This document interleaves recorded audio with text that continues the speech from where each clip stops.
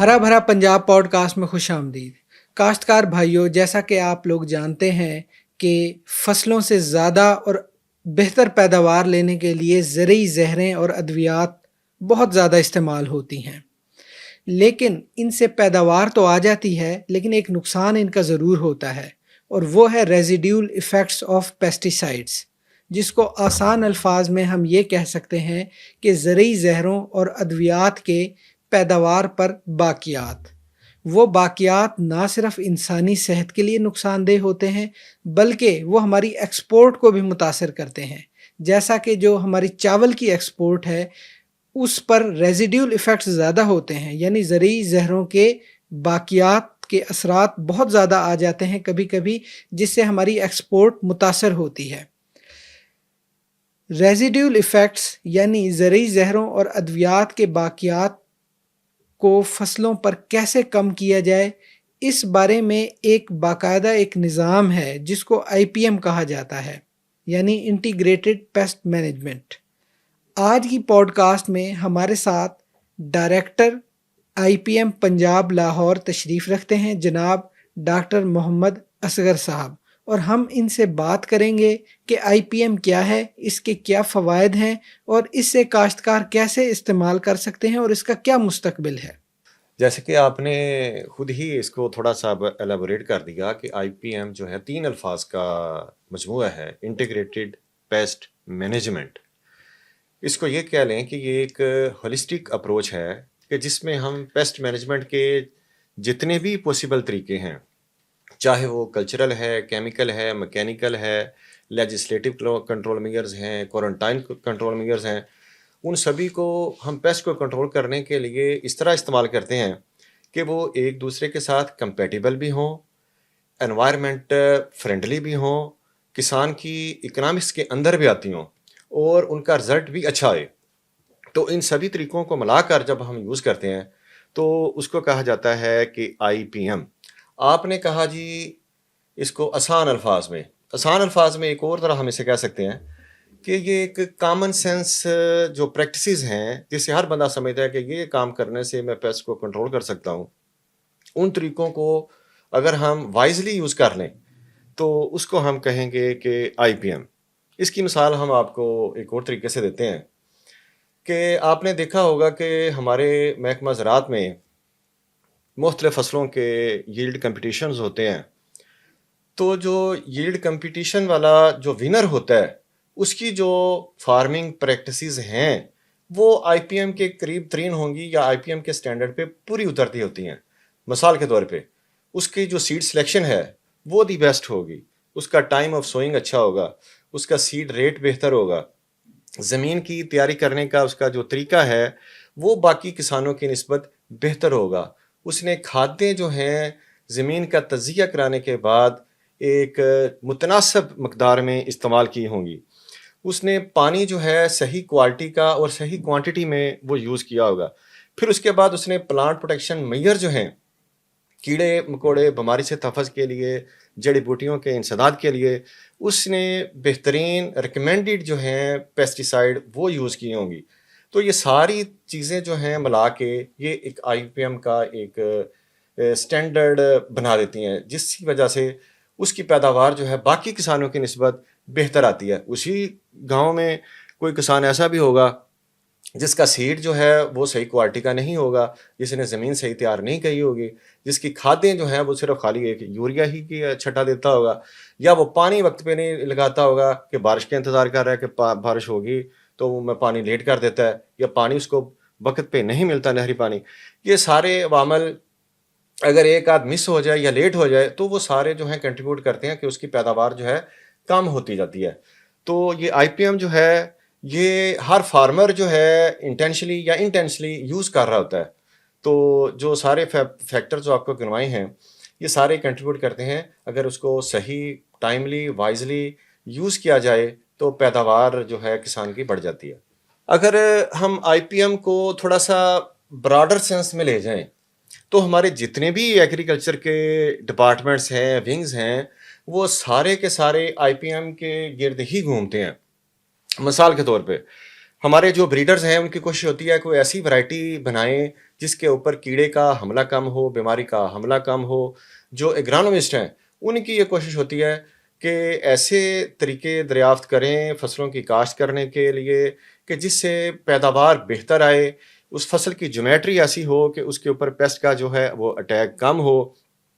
جو پیتھالوجسٹ ہیں وہ بھی جو بریڈرز کو یہی رائے دیتے ہیں کہ فلاں فلاں قسم کی جو بیماری اس فصل کے اوپر آ سکتی ہے اس کو آپ نے کیسے اس کی مینیپولیشن کرنی ہے اس کی بریڈنگ کے دوران تاکہ بیماری کم آئے.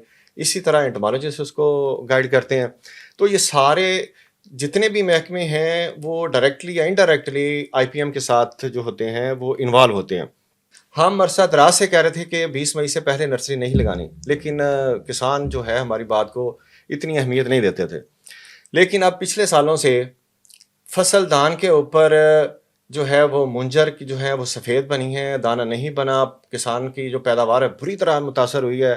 جو بیماریوں کا حملہ ہے وہ اگیتی فصلوں کے اوپر زیادہ آنا شروع ہو گیا. تو اس دفعہ حکومت پنجاب نے ایک نوٹیفیکیشن جاری کیا ہے کہ 20 مئی سے پہلے کوئی کسان بھی نہ دان کی نرسری لگائے گا نہ فصل لگائے گا. ایک چیز. دوسری جو ہے ہماری بڑی اہم فصل ہے کپاس. کپاس جو ہے ہماری یہ لگتی تھی اپریل کے مئی کے بعد.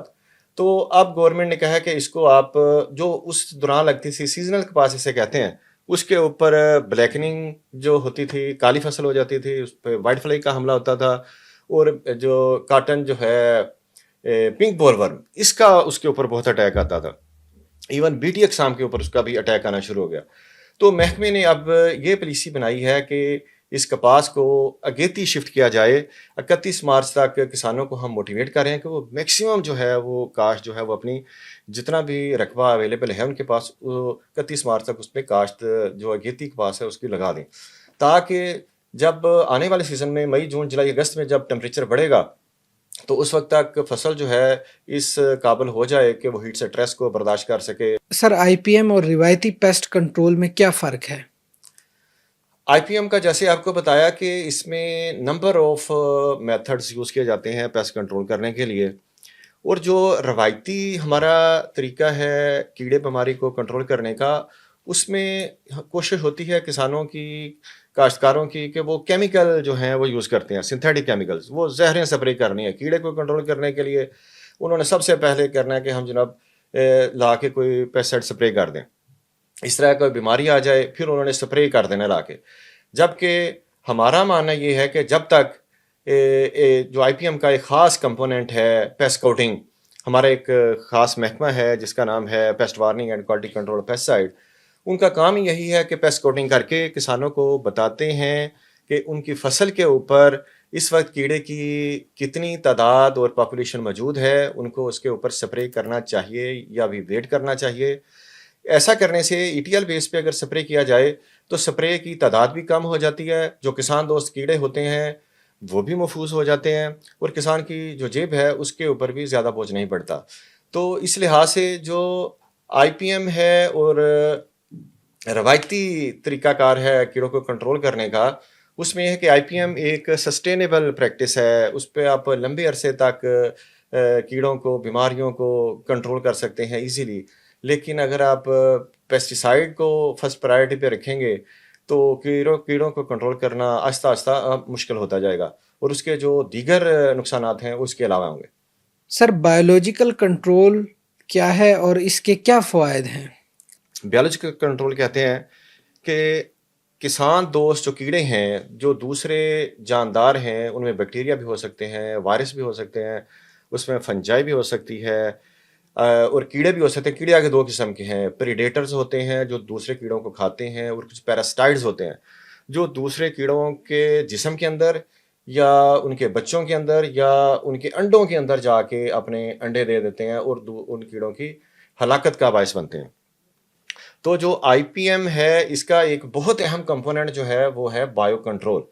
لیکن یہاں پہ ایک مس کنسیپشن ہے، تو وہ یہ ہے کہ اکثر لوگ سمجھتے ہیں کہ جہاں پہ کارڈز لگا دیے جائیں، جہاں پہ بایو کنٹرول لگا دیا جائے اسے ہی آئی پی ایم کہتے ہیں. اگر وہ نہ لگایا جائے تو وہ آئی پی ایم نہیں ہے. آئی پی ایم کا ایک میجر یا امپورٹنٹ کمپوننٹ ہے بایو کنٹرول، لیکن صرف بایو کنٹرول لگا دینا یا استعمال کرنا وہ آئی پی ایم نہیں ہے.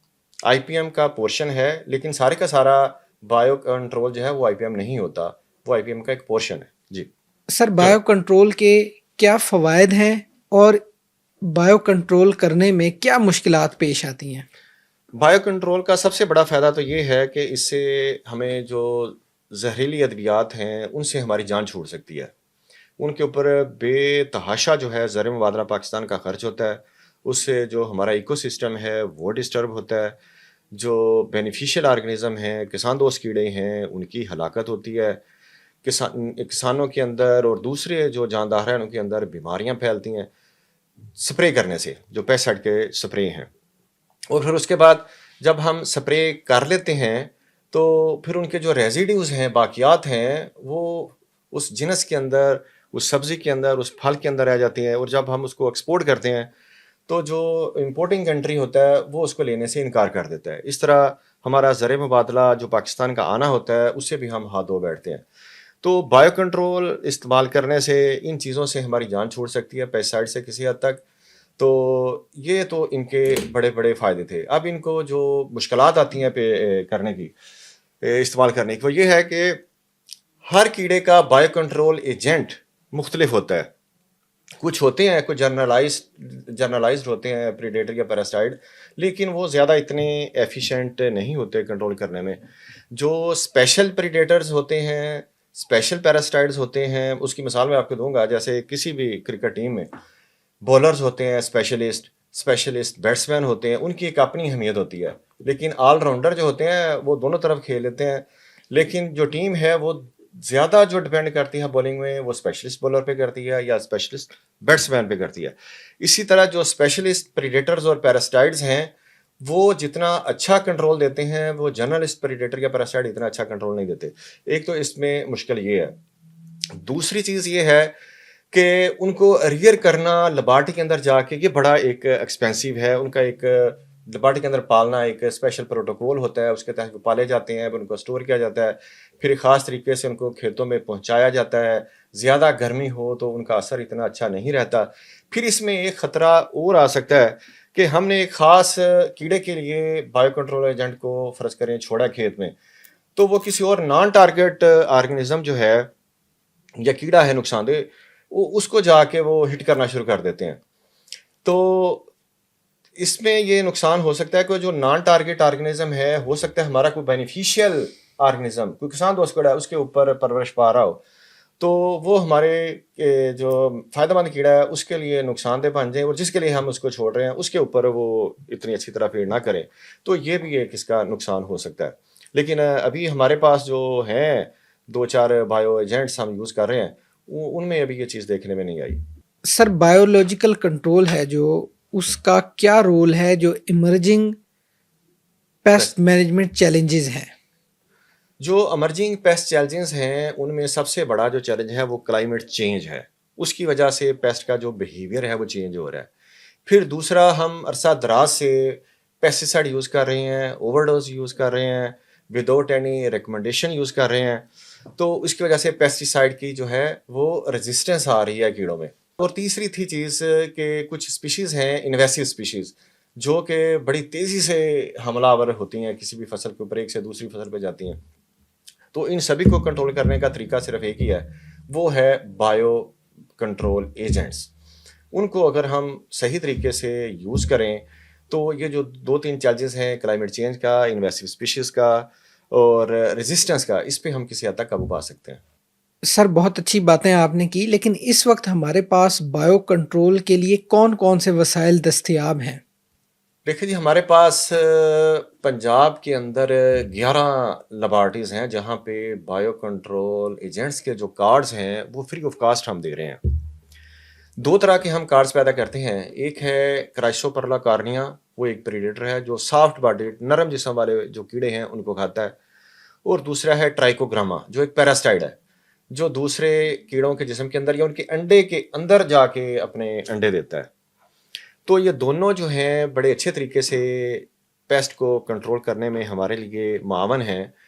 تو اس کے لیے ہم کسانوں کو اپنے جتنے بھی ہمارے فارمر ٹریننگ پروگرامز ہوتے ہیں, ہمارا لٹریچر ہوتا ہے, کسانوں کو ہم یہی صلاح مشورہ دیتے ہیں کہ آپ ہماری جو لیبارٹریز ہیں وہاں پہ تشریف لائیں, اپنا نام پتہ لکھوائیں، اپنی زمین لکھوائیں اور اپنے کارڈ جو ہیں جتنے آپ کو چاہیے وہ وہاں سے لے جائیں، یا پھر آپ ہمارے اسٹاف کے ساتھ رابطہ رکھیں، وہ خود آئیں گے ہمارے کارڈ اپنے کارڈ لے کے آپ کے کھیتوں کے اندر لگا کے جائیں گے، اور آپ کے سبزیوں کے اوپر، آپ کے باقی جو فصلات ہیں، شوگر کین کے اوپر، اور اس کے بعد گندم کے اوپر، سبزیات کے اوپر، یہ اور کاٹن کے اندر آپ ان کو استعمال کر کے جو پیسٹسائڈ ہے اس کا استعمال کافی حد تک جو ہے وہ منیمائز کر سکتے ہیں۔ پچھلے چند سالوں سے ایک اور تھریٹ آیا ہے ہماری مکی کی فصل کے اوپر، جس کو فال آرمی ورم یا فا کے نام سے جانا جاتا ہے، تو ہم نے اس کے کنٹرول کے لیے بھی بایو لیب جو ہے ساہیوال ڈویژن میں اور بہاڑی میں ہم نے کیمپ کر دیا ہے، تو تاکہ وہاں پہ بھی ہم بایو کنٹرول ایجنٹس پیدا کر کے فال آرمی ورم کے تدارک کے لیے کسانوں کی مدد کر سکیں۔ سر ہر چیز کا ایک دور ہوتا ہے، جو ٹیکنالوجی ہے، میتھڈز ہیں، یہ ایوالو ہوتے رہتے ہیں۔ تو میرا آخر میں آپ سے سر یہ سوال ہے کہ یہ بایو کنٹرول کا مستقبل کیا ہے؟ کیا یہ مزید چلے گا یا اس میں مزید جدت آئے گی، یا یہ اس کی جگہ کوئی اور طریقہ لے لے گا؟ دیکھیں، نئی نئی انوینشنز تو سائنس میں ہوتی رہتی ہیں، نو ڈاؤٹ، لیکن میں سمجھتا ہوں کہ پیسٹ کنٹرول کے حوالے سے جو بایو کنٹرول کا مستقبل ہے وہ بہت روشن ہے۔ اس کی وجہ یہ ہے کہ اب آنے والا جو دور ہے وہ ہے پرسین ایگریکلچر کا۔ پرسین ایگریکلچر سے مراد یہ ہے کہ ایک کھیت ہے پورا، تو یا ایک بلاک ہے جہاں پہ آپ نے فصل کاشت کی ہے، تو اس پورے کھیت میں یا پورے بلاک میں کوئی سپرے کرنے کی بجائے، کوئی کھاد ڈالنے کی بجائے، یا کوئی اور انٹرونشن لانے کی بجائے، آپ جہاں پہ فصل متاثرہ ہے، جہاں پہ زمین کے اندر نمکیات کی کمی ہے، خوراکی اجزاء کی کمی ہے، صرف اسی حصے کو ایڈریس کریں گے۔ تو اس طرح اگر کیڑا کسی خاص پیچ میں آیا ہے تو اس کی پرسین ایگریکلچر میں، جس میں ڈرون استعمال ہوں گے، جس کے اندر سیٹلائٹ امیجنگ یوز ہوگی، اس میں آپ صرف خاص حصہ جو ہے کھیت کا اس کو ہی آپ ٹچ کریں گے، تو باقی کا جو سارا کھیت ہے اس کے اوپر کسی قسم کا وہ ڈسٹربنس نہیں ہوگی، تو بایو کنٹرول ایجنٹ جو باقی کھیت میں موجود ہیں وہ بھی ڈسٹرب نہیں ہوں گے، وہ بڑے ایفیشینٹلی اپنا کام کرتے رہیں گے۔ تو اس طرح جو بایو کنٹرول ایجنٹ ہیں اور ان کا مستقبل ہے وہ بہت برائٹ مجھے نظر آ رہا ہے۔ اور اس میں تھوڑی سی میں اور وضاحت کروں گا کہ ہماری فصل ہے رائس، میری جو ریسرچ تھی وہ ساری رائس پہ تھی، تو اس میں 512 جو اسپیشیز تھیں رائس کے کیڑوں کی وہ ہم نے آئیڈینٹیفائی کی تھیں، اور آپ حیران ہوں گے کہ اس میں تقریباً 42% جو تھے وہ پریڈیٹر اور پیراسٹائٹ تھے، اور 26% جو تھے وہ آتے تھے اس میں جو ہربی وورز ہیں، نقصان دہ کیڑے، انہوں میں چند ایک جو زیادہ نقصان دہ تھے، باقی مائنر پیس تھے، اور اس کے علاوہ جو باقی پرسنٹیج ہے وہ اسکیونجرز کی یا وزٹر انسیکٹس کی تھی۔ تو اگر ہم سارے اپنے فانا کو ایکسپلور کریں، جو بایو ڈائیورسٹی ہے اس کو پریزرو کریں، اس کو یوٹیلائز کریں پیسٹ کنٹرول کرنے کے لیے، تو مستقبل میں بایو کنٹرول کا جو مستقبل ہے میں سمجھتا ہوں کہ وہ بہت روشن ہے۔ ابھی تو ہم صرف بایو کنٹرول کا نام ہی صرف لے رہے ہیں، تو لیکن مستقبل میں میں سمجھتا ہوں کہ ہم بایو کنٹرول سے صحیح طرح مستفید ہو سکیں گے۔ ڈاکٹر صاحب آپ کی تشریف آوری کا بہت بہت شکریہ۔ کاشتکار بھائیوں، آئی پی ایم جو انٹیگریٹڈ پیسٹ مینجمنٹ کنٹرول کا طریقہ کار ہے، اس بارے میں، اس کے استعمال کے بارے میں محکمہ زراعت سے لازمی رجوع کریں۔ ان کی فیلڈ کی ٹیمیں، فیلڈ فارمیشنز، اور جو آپ کے ضلع اور تحصیل میں دفاتر ہیں ایگریکلچر کے، وہ سب آپ کو گائیڈ کرنے کے لیے، آپ کی رہنمائی کرنے کے لیے ہمہ وقت موجود ہیں۔ آپ ضرور اس طریقہ کار کو استعمال کریں اور کوشش کریں کہ زرعی ادویات اور زرعی زہروں کا کم سے کم استعمال کریں، تاکہ آپ کی فصلوں پر، آپ کی سبزیات پر، آپ کے پھلوں پر کم سے کم ریزیڈیول ایفیکٹس آئیں، جس سے آپ کی پیداوار مزید بہتر ہوگی اور ملک اور قوم کو بھی فائدہ ہوگا۔ بہت شکریہ۔